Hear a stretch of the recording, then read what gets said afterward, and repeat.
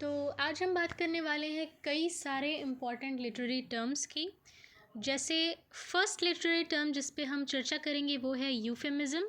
यूफेमिज़म क्या है? एक इनडायरेक्ट वे है किसी ऐसी बात को कहने का जो कि थोड़ी सी हार्श है, जो थोड़ी सी कह सकते हैं कि which is hard to tell somebody in a direct way. कोई ऐसी बात जो थोड़ी ऑफेंसिव है या डिसएग्रीएबल है या एम्बैरसिंग है या ऑब्सीन है, उसको डायरेक्टली ना कहकर एक इनडायरेक्ट वे में, एक सजेस्टिव वे में कहना ही यूफेमिज्म कहलाता है।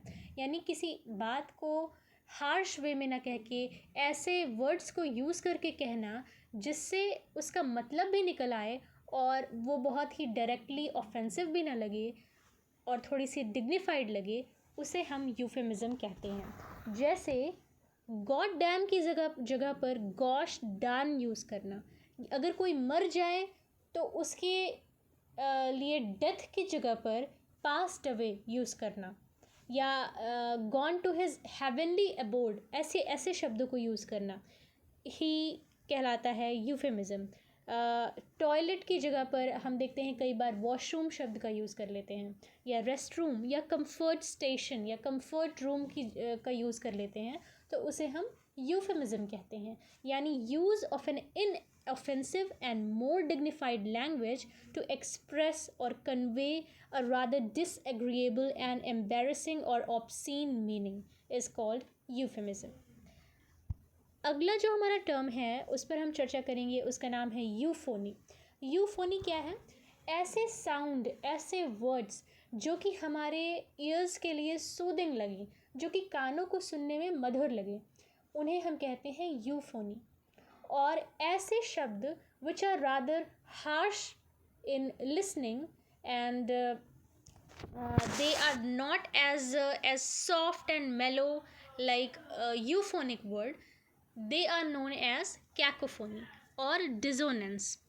तो कैकोफोनी और डिसोनेंस ऐसे शब्द हैं जो कि सुनने में हार्श लगते हैं, और यूफोनी ऐसे शब्द होते हैं जो कि सुनने में मधुर लगते हैं। बस इतना सा मतलब है।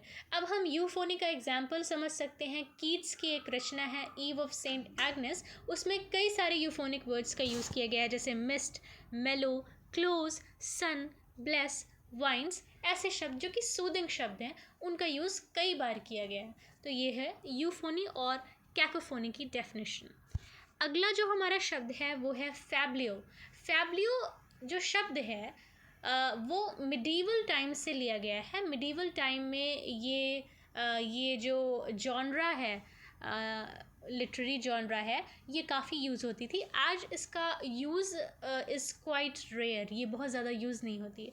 तो फैब्लियो जो जॉनरा है, इसमें क्या है, ये आपको दो तीन बातें याद रखनी है। पहली बात ये है कि ये कॉमिक वर्जन होता है, एक ये कॉमिक जॉनरा होती है। किसी लिटरेरी पीस की, किसी लिटरेरी राइटिंग में जब एक कॉमिक इफ़ेक्ट, एक ह्यूमरस इफ़ेक्ट आ जाता है तो वो फैब्लियो बनाता है। तो ये ह्यूमरस होती है नेचर में। ये एक शॉर्ट टेल होती है, एक छोटी सी स्टोरी होती है जो कि ह्यूमरस होती है नेचर में। और दूसरी बात ये है कि ये इसमें बहुत सारी बातें ऐसी होती हैं जो कि डबल मीनिंग को दिखाती हैं। यानी इसमें सीधे सीधे कॉमेडी नहीं की होती, इसमें ऐसी बातें की गई होती जिसमें दो मतलब होते हैं, और दूसरा मतलब हमेशा ही थोड़ा सा ऑब्सीन टाइप का होता है। इसमें काफ़ी बॉडीली फंक्शंस के बारे में बात करके ह्यूमर पैदा किया जाता है, जैसे सेक्सुअल रिलेशनशिप के बारे में बात करके, या फिर एक्सक्रीटिंग फंक्शन, जो एक्सक्रीटोरी फंक्शन होता है बॉडी का हमारे, उन सब की बात करके ह्यूमर पैदा करने की कोशिश की जाती है। और इसमें लाइफ का बहुत ही कॉमिक ऑब्जर्वेशन होता है। तो फैब्लियो जो है वो फ्रांस में ओरिजिनेट हुई थी। ये लिटरेरी डिवाइस है एक मिडीवल टाइम्स की।